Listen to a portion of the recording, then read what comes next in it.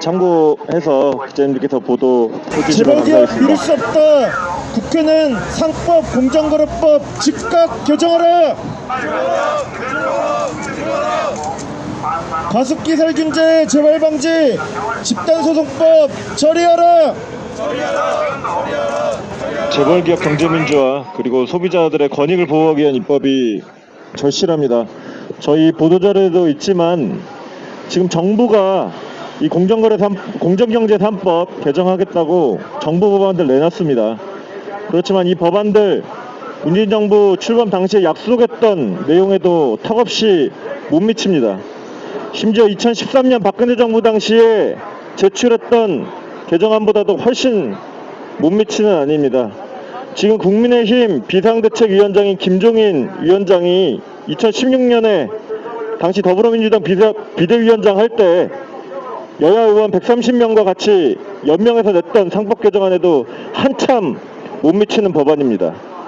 당연히 여당과 정부는 본인들이 지난 대선에서 그리고 총선에서 약속했던 재벌기업 경제민주화 법안 반드시 처리해야 합니다. 국민의 힘도 핵심적인 과제는 재벌로의 경제력 집중을 억제하는 것이고, 경제력 집중을 억제하는 가장 핵심적인 내용들은 재벌들의 계열사가 무분별하게 확장되지 않도록 하는 것들입니다.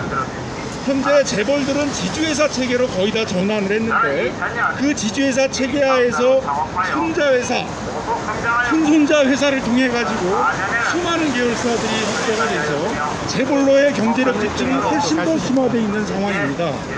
이번 공정거래법의 가장 핵심적인 내용들은 지주회사가 자회사에 대해서 의무적으로 보유해야 될 그 의무 보유 비율을 처음에 지주회사가 만들어졌을 때 30%, 50%, 상장회사 30%, 비상장회사 50%로 늘려서 더 이상 재벌들이 쉽게 계열사들을 문어발식으로 확장하지 못하도록 하자라는 게 가장 핵심적인 내용입니다. 또한 중소기업들이 해오고 있던 일감들을 그 계열사에 대한 일감 몰아주기를 통해 가지고 중소기업들, 자영업자들이 하던 일감들을 재벌 기업 집단 내로 끌고 들어오는 그런 일감 몰아주기를 근절하자라는 것들이 공정거래법 개정의 핵심적인 내용들입니다. 코로나19로 인한 경제 위기에 따른 양극화를 더 심화시키지 않게 막기 위해서는 공정거래법 개정이 반드시 필요한 것입니다. 우리가 이재용 부회장의 공소장이 얼마 전에 공개가 되었습니다. 삼성물산 주주들에게 많은 피해를 줄 수 있는, 또 삼성물산에 투자하고 있는 국민연금과 같이 국민들이 맡긴 돈들이 큰 피해를 입을 수 있는 그런 불법 합병에 대해서 삼성물산 이사회에는 하루 회의를 해서 2시간도 안 돼서 바로 통과시키는 거수기 역할을 했다라는 것들이 다 드러나고 있습니다. 우리 한국에 있는 대기업의 이사회들이 이렇게 대주주 총수 일가들에 대한 거수기 역할을 하는 거에 불과하다 보니까 한국에 있는 많은 기업들의 기업 가치가 떨어져 가지고 많은 국민들, 많은 투자자들이 피해를 보고 있습니다.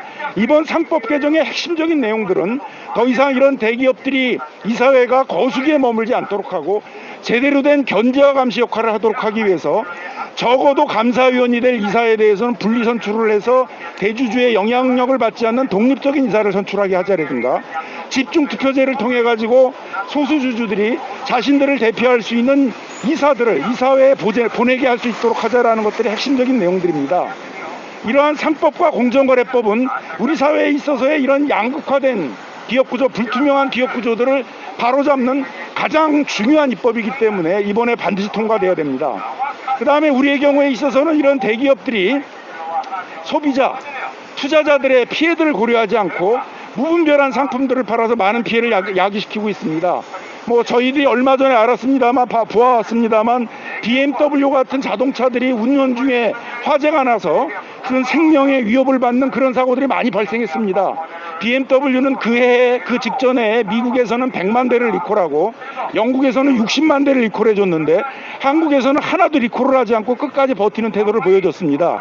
미국이나 영국에서는 집단소송제, 징벌적 손해배상이 있기 때문에 무조건 버티다가는 수십 배의 손해배상을 물어줘야 되는데 한국에서는 그런 제도가 없다 보니까 그 외국의 기업들이 한국에서는 소비자 피해가 발생하는데도 불구하고 무조건적인 버티기로 일관하고 있습니다. 최근에 라임 옵티머스 DLF 많은 금융소비자 피해가 발생하고 있습니다. 금융소비자 피해가 발생하는 걸 알면서도 금융기관들이 무분별하게 금융상품을 판매해서 많은 피해를 입히고 있습니다. 한국에는 이런 금융소비자들의 피해를 구제할 수 있는 집단소송법이나 징벌적 손해배상이 없기 때문에 이런 금융기관들이 무분별한 금융소비자 피해를 야기하는 그런 상품들을 팔고 있는 것들입니다. 집단소송법과 징벌적 손해배상은 우리 사회에 있어서의 이런 대기업들의 무분별한 소비자들이나 투자자들의 피해를 일으키는 것들을 막는 최소한의 장치에 해당하는 것들입니다. 이번 정기국회야말로 문재인 정부가 공약했던 이런 우리 사회의 경제 질서를 기본적으로 유지할 수 있는 기본법들, 상법, 공정거래법, 집단소송법, 징벌적 손해배상과 같은 경제법을 반드시 통과시켜야 되는 그러한 국회라고 생각을 합니다. 그래서 저희 시민단체들은 또 여기 노동조합들, 중소상공인단체들은 힘을 모아가지고 우리 국가의 경제 질서의 기본을 이루는 이런 경제 기본법들이 통과될 수 있도록 입법 투쟁을 적극적으로 벌여나가도록 하겠습니다.